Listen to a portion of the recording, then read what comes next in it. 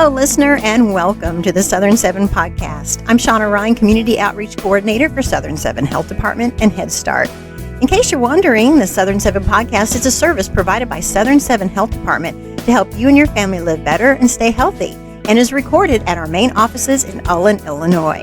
Southern 7 Health Department and Head Start serves the lower 7 counties of Illinois with public health clinic offices and Head Start centers in each of the counties we serve. If you like today's episode, please tell a friend and make sure to check out our other podcasts at southern7.org or by downloading the Southern 7 app. It's really hard to believe it's been a year since we did our last Southern 7 All Services podcast, but as busy as things are around here all the time anyway, it's no surprise that it did go by so fast. And that's why we're doing today's episode. We're going to chat with our Executive Director, Rhonda Andrews-Ray, about how much the Health Department and Head Start has grown this past year and why each change is so important to you and your family. So stick around. We'll be back right after this.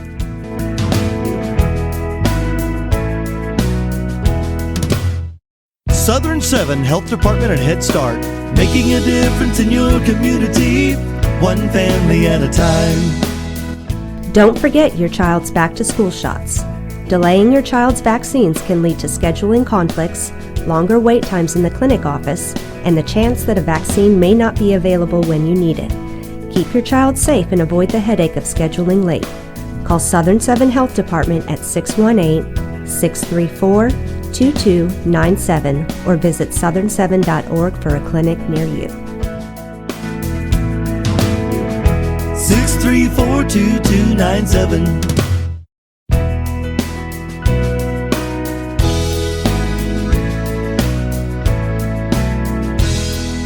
Hello and welcome back to the Southern 7 podcast. Joining me today is Rhonda Andrews-Ray. And folks, we are going to be doing a quick update on services here at Southern 7. We try to do this at least once a year just to make sure that you are kept in the know.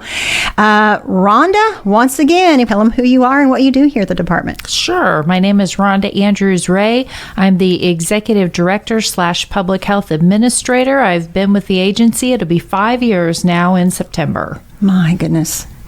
And you've seen a lot of changes over this last year, I'm sure. Yes. In addition to the regular services that we provide, what are some things that are new for us this year? Well, we have a new location. We have a new location in Golconda. It is now on Market Street. I believe it used to be on Main Street before. And we're able to offer WIC services out of that office and family case management services, which is something that we hadn't provided in that county for, I'm not really quite sure how many years, but I know it's never been offered since I've been here. So that's a good thing. And then we have our public health services, which we had provided before, but now they are in that building. It's a nice building. We're able to do a lot of things out of there, so I would recommend everyone come check it out. And we've also expanded on some of the programs like the WOW.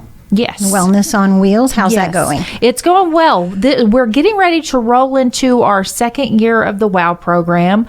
It had a little bit of a slow start. I think in the beginning, people weren't really sure what to make of the van being out. And then, of course, we had to have a fair amount of work done on it. So we had other machines in the beginning. But now I think it's rolling good.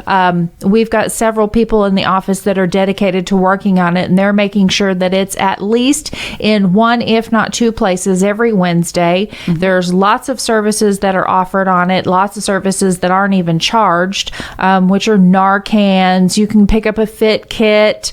You can do some STD screenings and things like that on that van if you want to. So there's a whole host of things there that can be done. They're doing COVID shots still. So just a lot that's coming up. And as we roll into fall, we do flu shots. Just a lot of things. Yeah, so this will be our second year. And flu season starts here in September. So we're getting ready to start it. And then they'll be doing COVID shots along with that. And so I look for them to be busy for the next at least 6 months or so. Sounds good. Now that COVID is kind of manageable at this point. It never goes away.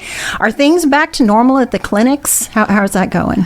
I think they are for the most part. The question is, you don't really remember what happened pre-COVID, so how do you know if you're really going back to the way it was? I'm not sure anything will be exactly the way it was, but they are taking appointments. They're seeing people face to face. WIC has went back to face to face. Family case management's went back to face to face. So those people are now coming back in the office, which is, a wonderful thing. Those two programs in particular they work based on relationships. And so the nurses or social workers have to have relationships with their clients, and that's what gets them in, and so that they can refer them to other services or get their food coupons, or actually it's not coupons anymore. They have their WIC card is uploaded, so they would get that done, and then they can get out and get to the grocery store and get the things they need.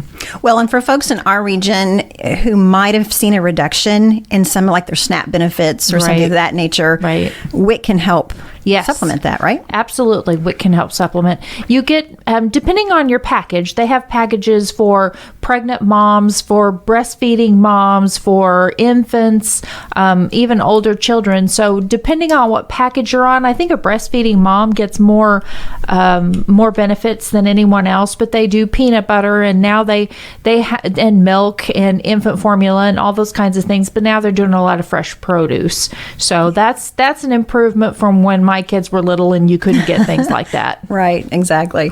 Now, new services. Are there some new things going on in the department or even in Head Start that people might not have heard of yet? Yeah, one thing that we're doing is it's the genetic cancer hereditary screening. It's a blood or a saliva screening that tells you if you have a genetic mutation that could lead to a cancer.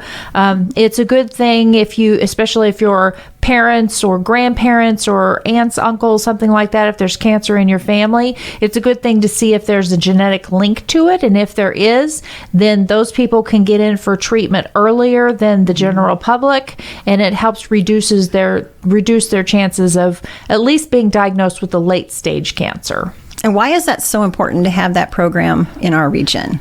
Because we see a lot of cancers down here. We're in the colorectal Delta hotspot, and colorectal cancer is one that we use for this test. I believe there's 8 or 9 different cancers that it tests for, and colorectal is one of them. It seems like, where we are down in here seems to be a hotspot for a lot of different kinds of cancers. So, I've had different people ask me why that is, and I don't have a good answer. I don't know.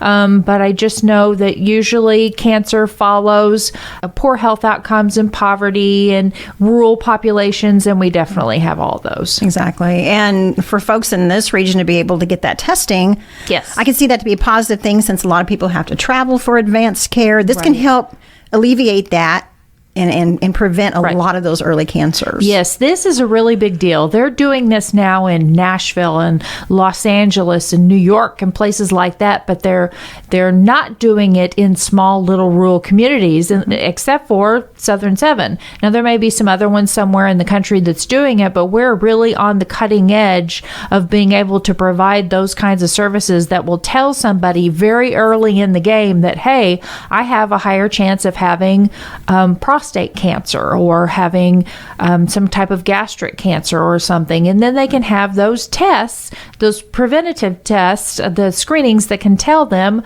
if they find something. And hopefully if they do, they'll find it early, and then you can be treated and you can actually be cured. What is the age that a person can start being tested? 18. 18. Yes, person can be 18. Okay, do they have to have a health history, a family health history? Just want to know, how does that work? Depending on what you want to pay is depending on your family's history and all that kind of thing. And what I mean by that is if you have a family history of cancer, especially like grandma's got breast cancer, aunt's got breast cancer, cousin's got breast cancer, and you're wondering, if you're going to have breast cancer. If you test and it finds out that you do have a BRCA mutation, then you can get in when you're maybe 25 and start getting your mammograms done instead of waiting until you're 35 or 40 to get those done. So they start doing screenings much earlier than they would if you were normal. And, if you just want to find out, but you don't really have anybody in your family that has cancer, you can do that too.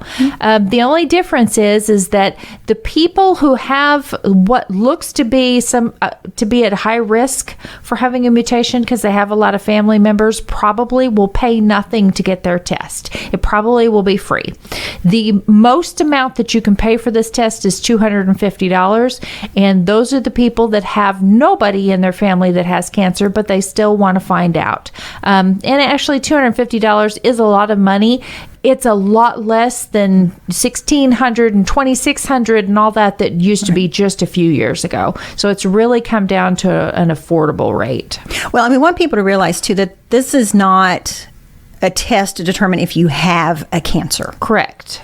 This is just looking for those genetic mutations in your Correct. DNA, yes, which could put you at risk for cancer down the road. But, if you're a cancer patient, it's good to kind of know that stuff when it comes to dealing with your kids and making sure your kids have that information going forward. We've talked about that several times, Sure. how important it is to have those conversations. Yes. This is just one more opportunity to share that. So it's important for anybody that has a cancer history, like you said, or is concerned about family members going forward as well. correct. Okay, very good. Anything else new going on in the department with Head Start? Anything that jumps out at you right now? Not that I can think of. I think we're busy. We're busy planning for the next school year, busy planning for the next flu season, school shot season, and all that. So that's what happens in the summer. You plan for everything that's going to happen in the fall. And so that's what we're doing. Just constantly moving forward. Constantly moving. You're always looking for the next season. Whatever the next season is, that's what we're planning for. Exactly. Yes. All right. So we've talked about what's going on, what's new, and what's possible to some degree. But again, we've still got new listeners to our podcast coming on board all the time. For somebody who might be new to us, tell us about Southern 7. What is the region that we serve, the population that we serve? Give folks a little bit of a history. Sure. Southern 7 Health Department is comprised of the lower 7 counties that are in Illinois.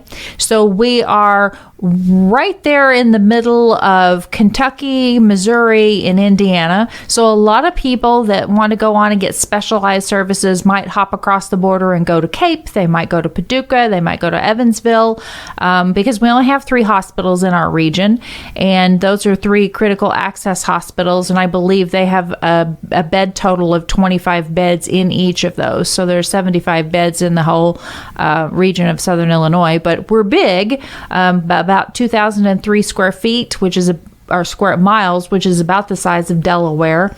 We have 1 Walmart in the state of Delaware. So, not a lot of amenities that we have available. Very rural. Shawnee National Forest attracts some tourism.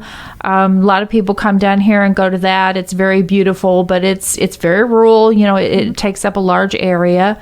And so we just are trying to do the best that we can to stay up with what they're doing in some of the bigger centers. Yeah. And for me, I like to put it in perspective for people. If you're somebody who's listening and you live in a larger community, maybe you're, a big city or even just a smaller city, when you look at our region, we have 3 McDonald's. Yeah. 3 for that. And so when you tell people you have 3 McDonald's, which usually you see McDonald's everywhere, that's amazing. Yeah. So in the state of Delaware, big as the state of Delaware. Exactly. It's crazy. Very much so. All right, Rhonda, this was going to be a quick update, and it has been. Is there anything else you'd like to share today? I think I pretty much shared. Okay. Well, thanks for coming in. Thank you. And you're going to hear from Rhonda a lot. You probably, if you're a listener, you're already paying attention to all that we're doing here. But Rhonda is with us and comes on board with us on a lot of different things. So thank you, Rhonda. Thank you. Appreciate the Thanks help. for having me. All right. That's going to wrap up this episode of the Southern 7 podcast. If you'd like more information, you can visit us online at www.southern7.org. And please download the Southern 7 app so you can stay connected to us at all times. If you'd like to speak to someone here at Southern 7 directly, just give us a call at 618-634-2297. And as always, you can visit us online on Facebook, Instagram, Twitter. Those lists go on and on, so check us out and give us a follow. From all of us here at Southern 7 Health Department and Head Start, make it a great day.